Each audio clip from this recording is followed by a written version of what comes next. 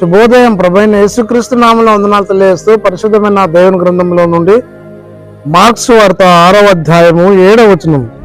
ఆయన 12 శిష్యులను తన ఎదుగు పిలిచి వారిని ఇద్దరిద్దరినిగా పంపుచు అపవిత్రాత్మల మీద వారి అధికారం ఇచ్చి ప్రార్థన చేసుకుందాం. పరిశుద్ధుడా, ప్రేమ కలిగిన తండ్రి, వందనాలు స్తోత్రాలు చెల్లిస్తూ వాక్యం దానించి దండ తెచ్చేందుకు మహిమ ఘనత ప్రభావం ఆరోపిస్తూ యేసు నామంలో ప్రార్థించడికి వేడుకొంచున్నాం తండ్రి, ఆమేన్.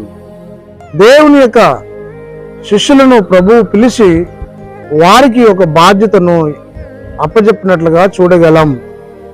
మార్క్స్ వార్త 16వ అధ్యాయం 16వ వచనంలో మీరు సర్వలోకమునకు వెళ్ళి సర్వసృష్టికి సువార్తను ప్రకటించుడి అన్న గ్రేట్ కమిషన్ దేవుడు శిష్యుల పైన ఆ అధికారాన్ని అనుగ్రహించినాడు. అనగా ప్రభు యొక్క రాజ్య వార్తను ప్రకటిస్తూ అనేకులను స్వస్థపరుస్తూ అపవిత్రాత్మలు పట్టిన వారిని వారికి ప్రార్థన చేస్తూ వాటిని వదిలించి దైవ బిడ్డలుగా చేయాలని ఒక అధికారాన్ని ఇచ్చినట్లుగా చూడగలం.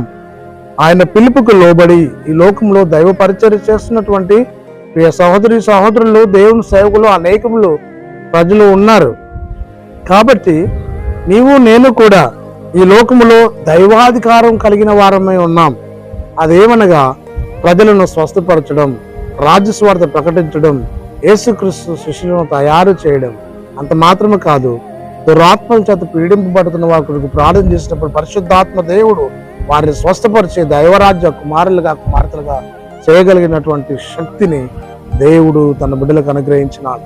కాబట్టి ప్రియ సహోదరి సహోదరుడా, ప్రభు వాక్యానికి లోబడుతూ విధేయత కలిగి దైవాత్మను పొందుకొని అద్భుత కార్యాలు ఆశ్చర్యకార్యాలు చేస్తూ దేవుని మయపరిచే కుమార్తెగా కుమారునిగా సేవకునిగా సంఘములుగా ఉన్నట్లు పరిశుద్ధాత్మ దేవుడు మనందరిని సిద్ధపరిచి దీవించి ఆశీర్వదించిన కాక ఆమేన్. మహోన్నతుడా, స్తుతి స్తోత్రాలు చెల్లించుకుంటూ వాక్యం దాని నుంచి దండ తెచ్చినందుకే మహిమ ఘనత ప్రభావం ఆరోపిస్తూ యేసు నామంలో ప్రార్థించడుచున్నాను తండ్రి, ఆమేన్. తండ్రి, కుమార పరిశుద్ధాత్మ త్రియేక దేవుడు సదాకాలం తోడైండి దీవించి ఆశీర్వదించిన గాక, ఆమేన్.